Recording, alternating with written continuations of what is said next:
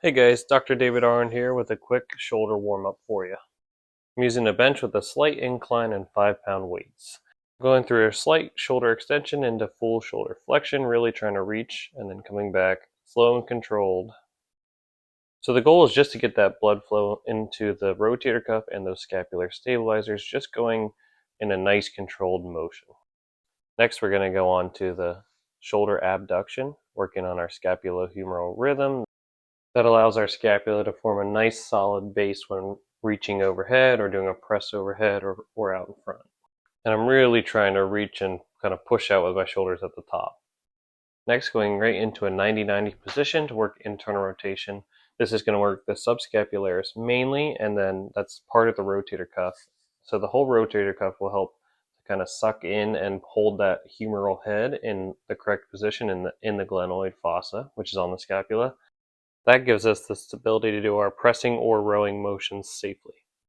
Next, we're going through the flexion and extension, trying to get that full range of motion again and really reaching, but this time laying prone. So we're going to work some of the muscles on the back a little bit more than the front. Then I'm going to go right into abduction and adduction, prone, and I'm really trying to reach up at the top and get that scapula to rotate upward and then rotate downward as I come down. Now we're going back to that 90-90 position, trying to work the external rotators of the rotator cuff to add that stability to the shoulder. These smaller muscles typically need more work because they get overpowered by the larger internal rotators such as the pec major and the lats.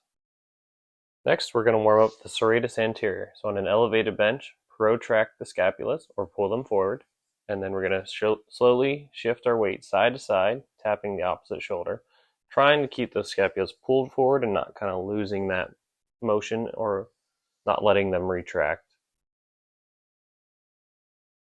Okay, so now I'm going to take a band. I'm going to put some tension into horizontal abduction, so kind of pulling out, and I'm going to go through my pressing motion. This is going to help to recruit those scapular stabilizers and the rotator cuff to stabilize.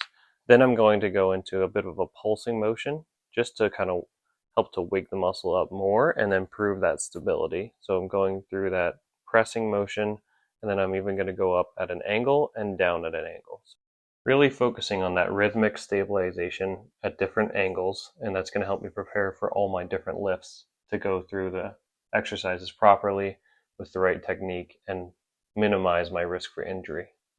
If you found this helpful, please like and subscribe. Here's a full routine to help you try and stay injury-free.